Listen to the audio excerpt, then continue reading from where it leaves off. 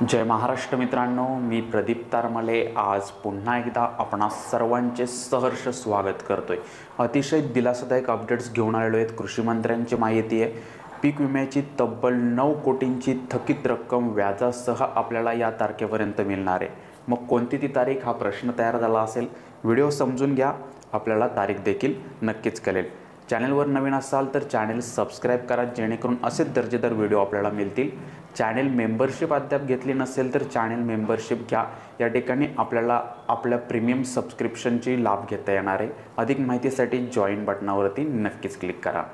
तर इकडे आपण पाहाल तर कृषी मंत्र्यांची एक महत्त्वाची बैठक पार पडलेली आहे आणि यामध्ये शेतकरी बांधवांची प्रलंबित पीक विम्याची रक्कम व्याजासह देण्यासंबंधित काही महत्त्वाच्या सूचना देण्यात आलेल्या आहेत। कव्हर करणार आहोत। त्याआधी पालकमंत्र्यांनी आदेश दिलेले होते।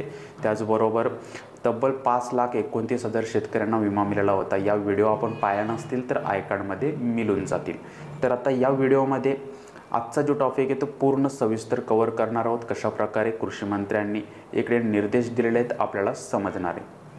चॅनलवरती इथे स्क्रीनवर आपल्याला पाहायला मिळते, रायगड जिल्ह्यातील आपण पाहाल तर तलाव महसूल मंडळाच्या विभागजनाच्या मुद्द्यावरून प्रलंबित राहिलेल्या फळपीक विम्याच्या संदर्भात आपण पाहाल तर सुनील तटकरे साहेब, आदितीताई तटकरे आणि अनिकेत भाई यांच्यासह कृषी व भारतीय पीक विमा कंपनीच्या अधिकाऱ्यांसोबत बैठक झालेली आहे।